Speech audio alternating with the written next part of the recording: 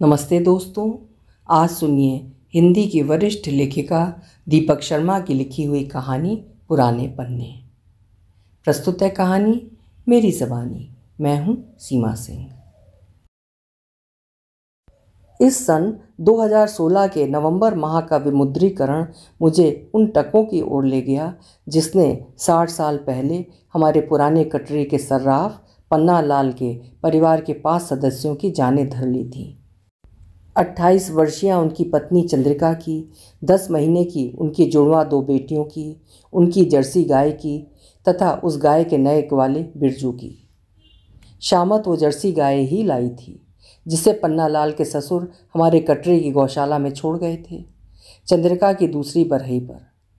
उन जुड़वा नवजात लड़कियों की खुशी में जो उनके इकलौते नाती माणिक की आयु के 10वें वर्ष में पैदा हुई थी। उसी सन 1955 में, जिसकी सितंबर में इंडियन कॉइनेज अमेंडमेंट एक्ट के अंतर्गत भारतीय रुपये के दशमकीकरण की घोषणा की गई थी, 16 आनों 64 पैसों 8 दुवन्नियों 4 चवन्नियों 2 अठन्नियों व 192 पाइयों वाला रुपया अब 100 नए पैसे रखने वाला था और 1 अप्रैल 1957 से पुराने सिक्कों का चलन खत्म हो जाना था।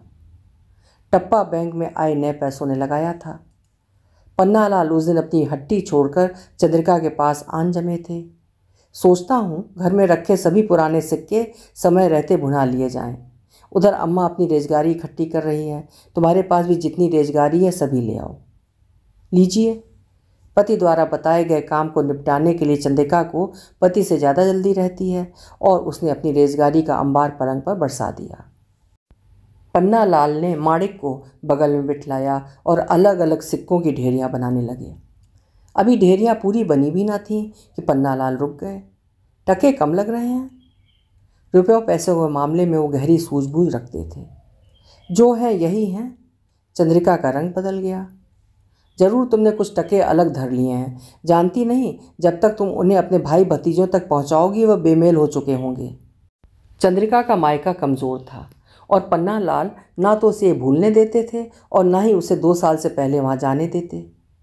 माँ ने कई टके नीक लाल को दिए हैं। माणिक फट पड़ा। वो नहीं चाहता था कि उसके पिता माँ को चोर समझे। नीक लाल उनकी जर्सी गाय का ग्वाला था और कटरे की इस गौशाला के 3 वेतनभोगी ग्वालों में से एक था जिन्हें गौशाला के स्वामी ने अपनी गाय भैंसों की देखरेख के लिए लगा रखा था। असल में कटरे के मकानों में छत को छोड़कर ताज़ी हवा या धूप तो कहीं आती न थी और कटरे के मवेशियों को गौशाला में ही ठहराया जाता था। बिना मुझसे पूछे, बिना मेरी लिखा पढ़ी के तुम्हारी ये ज़रूरत? पन्ना लाल आपा खो बैठे, सभी ढेरियों को गड्ढमड किए और पत्नी पर झपट पड़े। मुझसे भूल हुई। चंद्रिका ने पति के पैर पकड़ लिए। आइंदा नहीं होगी। कितने टके दिए थे? उसने सभी लौटा दिए हैं। चंद्रिका की कपकपी छिड़ गई।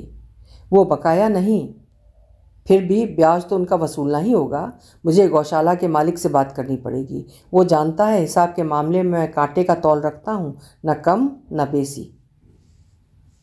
सौरी के चौथे नहान के बाद ही से चंद्रिका जर्सी को देखने भालने उसकी गौशाला पर जाने लगी थी, माणिक को उसके थनों से सीधा दूध पिलाने के बहाने। उस समय गौशाला में 5 भैंसें तथा 8 बरहमा थीं, लेकिन जर्सी कोई दूसरी नहीं। तिकोने भारी सींगों वाली महाकाय उन काली भैंसों तथा बड़े कुबड़ वाली उन सलेटी बरहमों के सामने भूरी जर्सी किसी कौतुक से कम न थी। उसकी देह फनाकार थी, उसके सींग छोटे थे और गर्दन खूब लंबी थी। ऐसे में जर्सी का प्रताप चंद्रिका को गौरव से भर दिया करता और उसकी उपस्थिति उल्लास से, स्वाम्य से। उसे लगता उस पर स्वामित्व उसी का था। रसोई पर सास राज करती थी, तिजोरी व बच्चों पर पति का आधिपत्य था। केवल जर्सी ही तो उसकी संपत्ति थी, उसके मायके की देन थी, संपूर्ण व निशेष। और चंद्रिका का यही भाव और भी दृढ़ हो जाता जब जर्सी उसका स्पर्श पाते ही झूम झूम जाती, आंखें झपकाती, गर्दन हिलाती, कमर मटकाती, दुम घुमाती और दिव्य आनंद की अनुभूति के अंतर्गत वो गौशाला से लौटते समय टके 2 टके नीक लाल के हाथ में थमा आती। कभी जर्सी के मटर के लिए, तो उड़द की दाल की खिचड़ी के लिए, तो कभी गुड़ के लिए और कभी कभार तो नीक लाल की निजी आवश्यकताओं के लिए भी। जर्सी को तुमने अच्छी खिलाई दी है, लो इस टके से अपने लिए जलेबी ले लेना। जलेबी तुम्हें पसंद है ना? या फिर जर्सी को आज तुमने अच्छा नहलाया है, लो इस टके से अपने लिए कड़वा तेल ले लेना, कल तुम्हारा दंगल है ना। कटरे के पिछवाड़े रही वो गौशाला एक खुले मैदान का चप्पा थी। मैदान के बीचों बीच एक अखाड़ा भी बना था, जहाँ पास पड़ोस के कुश्तीबाज अपने मुकाबले रखा करते थे। चौड़े डील वाला 21 वर्षीय नीकलाल बहुतेरे नौसिखियों पर भारी पड़ता था और उसे तेल की मालिश और कसरत खूब पसंद थी। कुश्ती हर इतवार को रखी जाती थी और उसे देखने के वास्ते दूर नज़दीक से कई लोग वहाँ आन जमा होते थे, हमारे कटरे के भी कई छोटे बड़ों समेत, जिनमें मगर एक भी स्त्री आपको ढूंढे नहीं मिल सकती थी। माणिकलाल, जल्दी ही पन्ना ने दोबारा घर में पग धरे। अपनी माँ को इधर भेजो, उसके सामने नीकलाल का हिसाब साफ करना है। बेटे के साथ चंद्रिका तत्काल प्रांगण में लपक ली। अपने मुंह में आप क्या दो जबान रखती हैं? एक घर के अंदर खोलती हैं और एक घर के बाहर।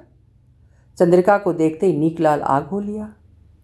चंद्रिका कांपने लगी, बोली, मैंने बताया था तुम पर कोई बकाया नहीं। बकाया कैसे नहीं? तुमने मेरी स्त्री से जो टके लिए उस पर ब्याज क्या हम लोग नहीं वसूलेंगे? पन्नालाल गर्जे। ब्याज? आपकी स्त्री ने जो 2 टके खुशी से हाथ उठाकर हमारी ओर बढ़ाए, उनका ब्याज? उन टकों का ब्याज जो उसने जर्सी की वार फेर कर दिए? 2 टके तुमने मांगे न थे? दम के दम पन्नालाल की सांस उखड़ गई। आप बताती क्यों नहीं? नीकलाल और टेढ़ा पड़ गया। जिस आदमी की छत के नीचे रहती हैं, जिस आदमी का नमक खाती हैं, उसी आदमी के संग अपना सच नहीं खोलती, अपना सुख नहीं खोलती। नीकलाल ठीक कह रहा है। चंद्रिका फपक ली। मायके से आई हुई उस जर्सी को मैं बहन सरीखी मानती हूँ और वे टके मैंने उसकी खैर खाई के लिए उस पर वारे थे। पन्नालाल उस समय तो नीकलाल के साथ बाहर निकल लिए, किंतु शाम को जब हट्टी से लौटे तो अपना नया निर्णय सुना दिए।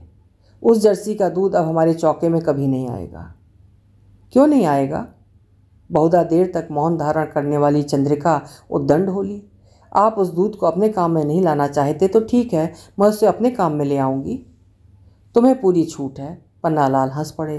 तुम उस दूध की मलाई खाओ, उस दूध का दही खाओ, उस दूध का खोया बनाओ, घी बनाओ, मगर उस दूध की एक बूंद भी यदि इस परिवार के किसी जन के तुम काम में लाई तो अपने बच्चों का मरा मुंह देखोगी। ठीक है, नहीं लाऊंगी। और अब गौशाला भी हम में से कोई ना जाएगा। जर्सी का ठिकाना बदल दिया जाएगा, उसका ग्वाला भी। वही नया ग्वाला दूध घर खुद लाएगा यहाँ। पन्नालाल की दूसरी घोषणा भी कष्ट कल्पित रही। आगामी दिन ही से घर में दूध 2 जगह आने लगा।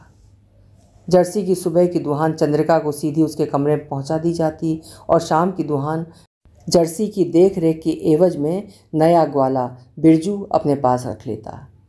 यहाँ ये बताना जरूरी नहीं है कि बिरजू उम्र में नीकलाल से दुगना था और कद काठी में उससे आधा।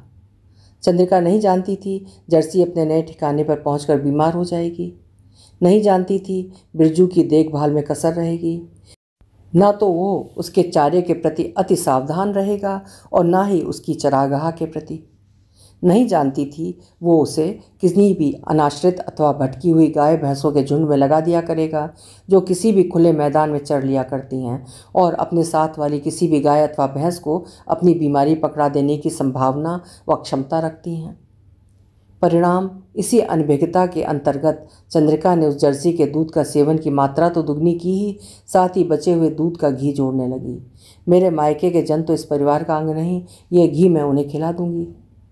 तपेदिक ने अपना प्रभाव सबसे पहले जुड़वा लड़कियों पर दिखाया। उन्हें बुखार आने लगा, सांस को धौंकने लग गई, पीठ पर कुबड़ उगने लगे और 1 माह के भीतर ही वे चल बसीं। फिर बिरजू की पीठ और कंधों पर फोड़े बन गए और देखते ही देखते वे फोड़े अपना स्थान बदल कर उसकी कोहनियों और घुटनों पर आ गए। दूध दोना और उसके वश में न रहा। शीघ्र ही उसे साधारण हिलने डुलने में भी कष्ट होने लगा और उसने चारपाई पकड़ ली। उसके बाद चंद्रिका के हाथ पैर हरकत में आने से इनकार करने लगे। उसकी पीठ 2 खंडों में बंटने लगी और वो किसी भी काम को निबेड़ने के काबिल न रही। ये पॉट्स डिजीज़ है। डॉक्टर ने चंद्रिका की रीढ़ की हड्डी से निकाले गए तरल पदार्थ की जांच करवाने के बाद परिवार को बताया। रीढ़ का तपेदिक ये बीमार गाय के दूध से होता है। मगर यहाँ से तो जर्सी जब गई थी तो तगड़ी तंदुरुस्त थी, भली चंगी थी, बीमार न थी। चंद्रिका ने पति की ओर देखकर अपने स्वर में दोषारोप भर दिए। गौशाला से जर्सी के प्रस्थान के साथ ही पति के प्रति चंद्रिका का व्यवहार बदल गया था। पति की डांट डपट अब उसे अभित्रस्त या भयत्रस्त न करती, ना ही कातर बनाती। निधड़क होकर अपनी बात कहने सुनाने में अब उसे तनिक संकोच न होता। वाक कलह बढ़ती भी तो वो उसे बढ़ जाने देती। तपेदिक पकड़ने में कौन समय लगता है। डॉक्टर को चंद्रिका का आक्रामक स्वर तनिक न भाया। गाय की चवली में, गाय की चराई की घास में कहीं भी मौजूद रहे माइक्रोबैक्टीरियम बोविस के कीटाणु उसे तपेदिक दे सकते हैं। तपेदिक को उन दिनों एक भयंकर बीमारी माना जाता था और लाइलाज भी। चंद्रिका को उसके मायके भेजने में पन्ना लाल ने तनिक ढील न दिखाई। घर छोड़ते समय चंद्रिका ने अपनी आंखों से एक आंसू न टपकाया। बेटे को देखकर भी वो विचलित न हुई। मगर रास्ते में जब वो जर्सी के नए ठिकाने पर उससे मिली तो उसके गले रखकर खूब रोई। रुलाई उसे जर्सी ने दिलाई थी।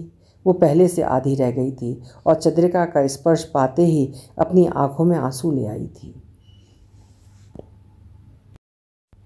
अभी आप सुन रहे थे दीपक शर्मा जी की लिखी हुई कहानी पुराने पन्ने। आपको कहानी कैसी लगी कमेंट सेक्शन में ज़रूर लिखिएगा।